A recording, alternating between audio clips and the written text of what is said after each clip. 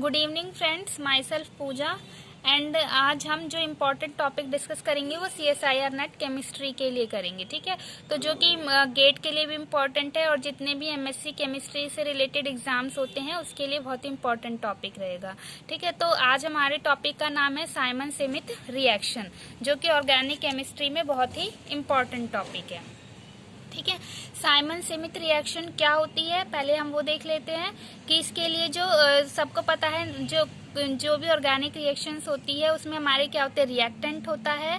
और रिएक्टेंट किससे बनता है, एक रिएजेंट होता है और उससे प्रोडक्ट फॉर्म होता है। ठीक है, तो ये अब इसकी कंडीशंस क्या है साइमन सेमिथ रिएक्शन की, क्योंकि जितनी भी नेमिंग रिएक्शन होती है सभी में क्या होता है, हमारा एक पर्टिकुलर क्या होता है, रिएजेंट होता है जो कि हमें याद रखना होता है। जैसे कि हमें पता है एल्डोल कंडेंसेशन किसके लिए होती है, एल्डिहाइड कीटोन्स के लिए होती है।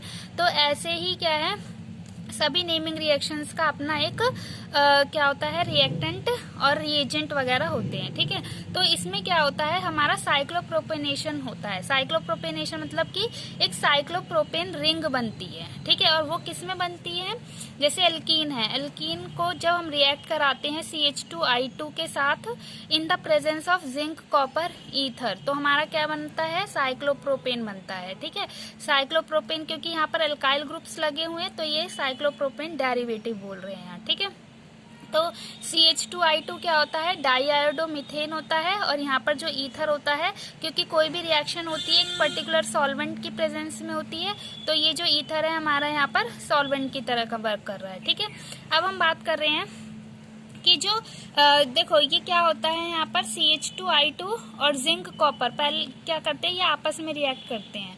ठीक है, तो यहाँ पर जिंक भी हो सकता है, कॉपर भी, हम यहाँ पर जिंक की रिएक्शन करवा रहे हैं। तो जैसे ही CH2I2 और जिंक रिएक्ट करते हैं तो हमारा क्या बनता है, जो जिंक है, जिंक क्या करता है, मेटल और हेलोजन के, आयोडीन हमारा हेलोजन है, सॉरी कार्बन और हेलोजन के बीच में क्या करता है, इंसर्ट कर जाता है। ठीक है, और इसको हम क्या बोलते हैं, जो कंपाउंड बनता है उसको बोलते हैं जिंक कार्बिनोइड।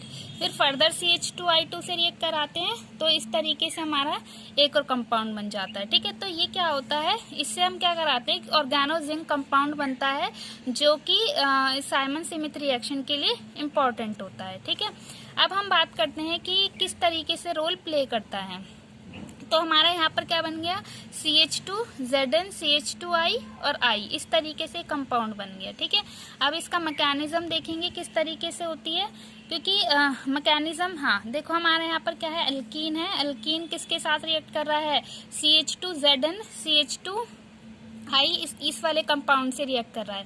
तो इसमें क्या होता है, जब एल्कीन और इसकी रिएक्शन होती है तो यहाँ पर जो एल्कीन है इसके पाई इलेक्ट्रॉन्स है, तो ये क्या करते हैं, पाई इलेक्ट्रॉन्स, यहाँ पर अगर हम देखें तो CH2 के ऊपर पार्शियल पॉजिटिव चार्ज आता है और क्योंकि आयोडीन क्या है, इलेक्ट्रोनेगेटिव एलिमेंट, ये इलेक्ट्रॉन को अपनी तरफ पुल करता है, तो जिसकी वजह से आयोडीन पे डेल्टा नेगेटिव चार्ज आता है और CH2 पे पार्शियल पॉजिटिव चार्ज आता है।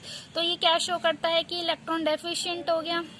इलेक्ट्रॉन डेफिशिएंट हो गया तो क्या होगा, कोई न्यूक्लियोफाइल अटैक करेगा, और हमें पता है कि जितनी भी हमारी एल्कीन्स होती हैं वो किसकी तरह एक्ट करती है, न्यूक्लियोफाइल की तरह, यानी कि इलेक्ट्रॉन रिच है, तो यानी यहाँ पर ये अटैक कर देगा और ये इसका है, इस तरीके से साइक्लाइजेशन हो जाता है। ठीक है, और I नेगेटिव है और ये इस तरीके से यहाँ पर इस जिंक पे अटैक करके निकल जाता है, तो हमारा क्या होता है, अल्टीमेटली साइक्लोप्रोपेन बन जाता है। देखिए अगर हम यहाँ पर देखेंगे तो एक कार्बन, ये पाई इलेक्ट्रॉन यहाँ अटैक कर रहे हैं, तो यानी किस किस के बीच में बॉन्ड बन रहा है, इस कार्बन के बीच में, इस कार्बन के बीच में एक सिग्मा बॉन्ड तो यहाँ बन गया, और दूसरा ये वाला कार्बन और ये मतलब इसी कार्बन के साथ यहाँ पर भी बॉन्ड बन रहा है, तो हम देख रहे हैं दो नए सिग्मा बॉन्ड बन रहे हैं और एक पाई बॉन्ड ब्रेक कर रहा है। ठीक है, तो इस तरीके से हमारा क्या हो रहा है, साइक्लोप्रोपेन रिंग का फॉर्मेशन हो रहा है।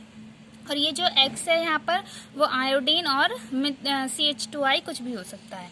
अब हम यहाँ पर देखते हैं कि जब ये होती है, रिएक्शन मैकेनिज्म होता है, तो इसमें एक साइक्लिक ट्रांजिशन स्टेट बनती है। तो यहाँ पर ये एल्कीन था, पाई बॉन्ड, ये डॉटेड लाइन क्या दिखा रहा है कि ये जो बॉन्ड है ब्रेक कर रहे हैं और फॉर्म हो रहे हैं, ठीक है। ये पाई बॉन्ड हमने देखा था यहाँ ब्रेक कर रहा है, इसलिए इसको डॉटेड लाइन से दिखा दिया।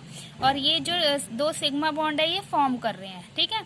और यहाँ पर आयोडीन और जिंक, ये भी इनका भी बॉन्ड क्या हो रहा है, यहाँ पर ब्रेक कर रहा है और यहाँ फॉर्म हो रहा है। तो इस तरीके से एक साइक्लिक ट्रांजिशन स्टेट बनती है, ठीक है। अभी इसका हम देखेंगे कि नेक्स्ट इसका देखते हैं कि इसका वर्क किस तरीके, मतलब कैसे हम प्रॉब्लम को इजीली सॉल्व कर सकते हैं अपने एग्जाम के अंदर, ठीक है। तो यहाँ पर हमारा क्या है, हाँ, रीजियो सिलेक्टिविटी। अब रीजियो का मतलब क्या होता है कि जो रीजियो का मतलब होता है वेयर, मतलब कि हाँ, रीजियो मीन्स वेयर की जो हमारा ये CH2I2 ये जो भी हम रिएजेंट ले रहे हैं ये कहाँ और कैसे अटैक करके कैसा कंपाउंड बनाएगा, ठीक है।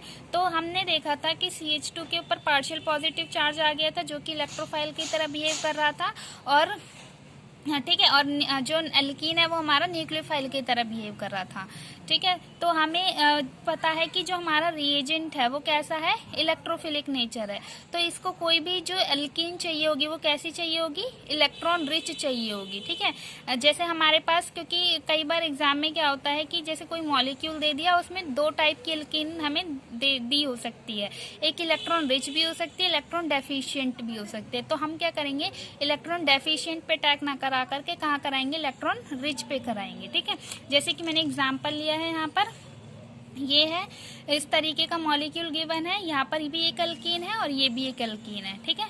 तो यहाँ पर अगर हम देखें तो ये एल्कीन क्या है, इलेक्ट्रॉन डेफिशिएंट है, क्यों, क्योंकि इस पे क्या है, यहाँ पर क्या लगा हुआ है कि ये डबल बॉन्ड O लगा है, तो ये क्या है, उसमें कॉन्जुगेशन होगा जिसकी वजह से ये जो ये जो एल्कीन है वो क्या हो जाएगी, इलेक्ट्रॉन डेफिशिएंट हो जाएगी, ठीक है।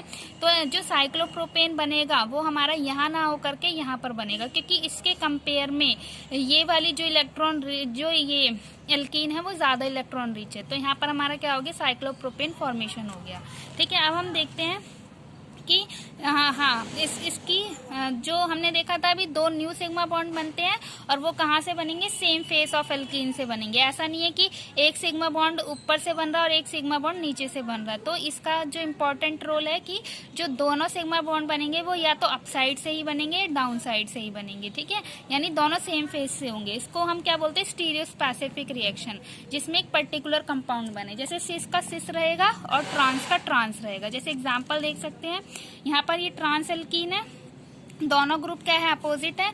तो प्रोडक्ट में भी हमारे क्या है, दोनों ट्रांस है, एक अप साइड है और एक डॉटेड लाइन डाउन साइड है। यहाँ पर सिस है, सिस एल्कीन से हमारा सिस प्रोडक्ट मिलेगा। यहाँ पर साइक्लोप्रोपेन बन गया और दोनों जो ग्रुप्स हो गए वो क्या हो गए, सेम साइड पे लग गए, ठीक है। तो ये हमारी क्या रही, रीजियो सिलेक्टिविटी, मतलब कि किस टाइप का जो कहाँ पर उसने अटैक करा और किस टाइप का हमें कंपाउंड मिला।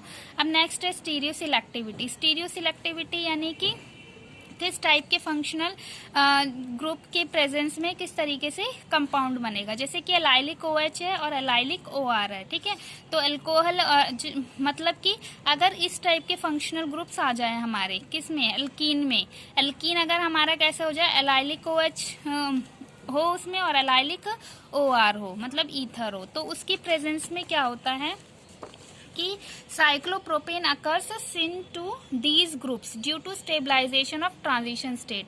हाँ, जो साइक्लोप्रोपेन होगा इन फंक्शनल ग्रुप की प्रेजेंस में, अगर मान लो जैसे कि एलाइलिक ईथर है या फिर एलाइलिक OH है, अगर एलाइलिक ईथर अपसाइड है तो हमारा जो साइक्लोप्रोपेन है उसी साइड से रिंग बनेगी। क्यों, क्योंकि जो उसके ऑक्सीजन के इलेक्ट्रॉन्स है वो क्या करेंगे, उसको स्टेबलाइज करने में हेल्प करते हैं, ठीक है।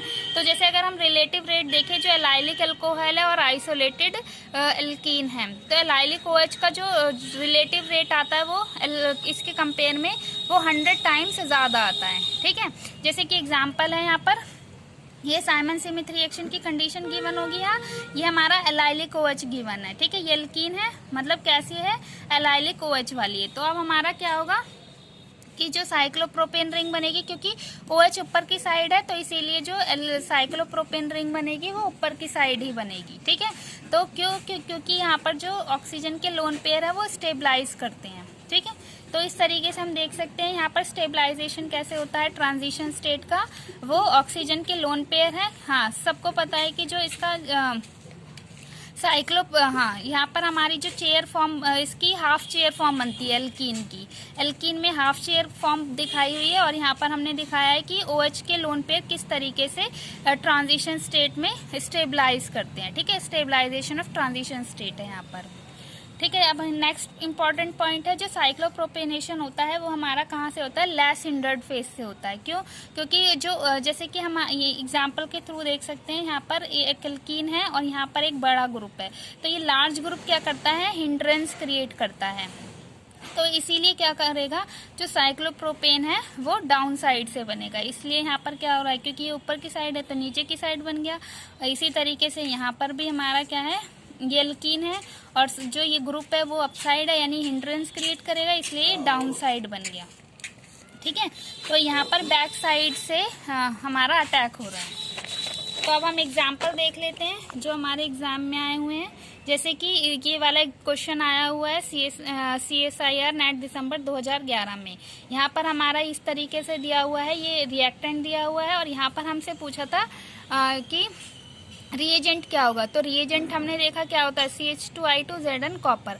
तो हम वैसे तो हम तभी इसका पता लगा सकते हैं जब हमें पता हो कि प्रोडक्ट किस टाइप का। अगर हम यहाँ पर देखें तो ये वाली दो एल्कीन दी हुई है, एक ये एल्कीन है और एक ये वाली एल्कीन है। तो इसमें अगर हम देखें, अभी हमने देखा था कि ये एल्कीन क्या है, इलेक्ट्रॉन डेफिशिएंट, और ये एल्कीन क्या है, इसके कंपेयर में रिच है। तो अटैक यहाँ पर होगा, यहाँ नहीं होगा। ठीक है, तो यहाँ पर हमने देखा साइक्लोप्रोपेन बनाया हुआ है। तो इससे हमें पता चल रहा है कि साइमन स्मिथ रिएक्शन है। तो इसलिए हमारा रिएजेंट यहाँ पर क्या आ जाएगा, CH2I2 जिंक कॉपर। ठीक है, तो किसी भी कैसा भी क्वेश्चन दे सकता है तो हम रिएक्टेंट से भी प्रोडक्ट से भी आइडिया लगा सकते हैं और उसके रिएजेंट से भी आइडिया लगा सकते हैं कि किस तरीके की नेमिंग रिएक्शन है। इसी तरीके से नेक्स्ट क्वेश्चन है, नेट दिसंबर 2016 में दिया है कि यहाँ पर हमारा सिमिलर सा ही क्वेश्चन है कि जैसे ये रिएक्टेंट दिया है और ये रिएजेंट। तो हमें पता है जिंक कॉपर CH2I2 क्या शो करता है, साइमन स्मिथ रिएक्शन शो करता है। और यहाँ पर अगर हम देखें ये वाला क्या है, इलेक्ट्रॉन विड्रॉइंग ग्रुप है, तो जिसकी वजह से ये एल्कीन क्या हो जाएगी, इलेक्ट्रॉन डेफिशिएंट, और ये इसके कंपेयर में इलेक्ट्रॉन रिच, इसलिए यहाँ पर रिएक्शन होगी। ठीक है, तो अगर हम देखें डी ऑप्शन में ही ऐसा है जहाँ पर यहाँ पर साइक्लोप्रोपेन बन रहा है, यहाँ पर नहीं बन रहा। लेकिन अगर हम फर्स्ट ऑप्शन में देखें तो यहाँ पर साइक्लोप्रोपेन बनाया हुआ है, जो कि गलत ऑप्शन है क्योंकि इलेक्ट्रॉन डेफिशिएंट है। ऐसा तो होगा नहीं क्योंकि इलेक्ट्रॉन डेफिशिएंट पे नहीं बनती। अगर हम यहाँ पर देखें तो यहाँ पर तो हमारा साइक्लोप्रोपेन बनाया ही नहीं है, इसलिए ये ऑप्शन गलत हो जाएगा। और यहाँ पर देखें तो इपॉक्साइड बनाया, जबकि हमारा साइमन स्मिथ रिएक्शन में क्या बनता है, साइक्लोप्रोपेन बनता है। ठीक है, अगर हम इसके रिलेटेड कुछ एग्जाम्पल्स और भी हैं, इसको हम देख सकते हैं। ठीक है, तो इसको जैसे कि यहाँ पर, हाँ, तो यहाँ पर हमारा दोनों सिस हैं, तो इस तरीके से सिस बने हुए हैं। ठीक है, मतलब कि दोनों हाइड्रोजन सिस है, तो जो साइक्लोप्रोपेन में सब्स्टिट्यूएंट लगे हैं सिस लगे हुए। ठीक है, इस तरीके से सारे एग्जाम्पल्स हैं, आप एक बार देख लीजिएगा। अगर आपको नहीं समझ में आए तो आप कमेंट बॉक्स में करके बता सकते हैं, तो मैं आपको एक्सप्लेन करके उसको नेक्स्ट वीडियो में अपलोड कर दूंगी। Thank you for watching.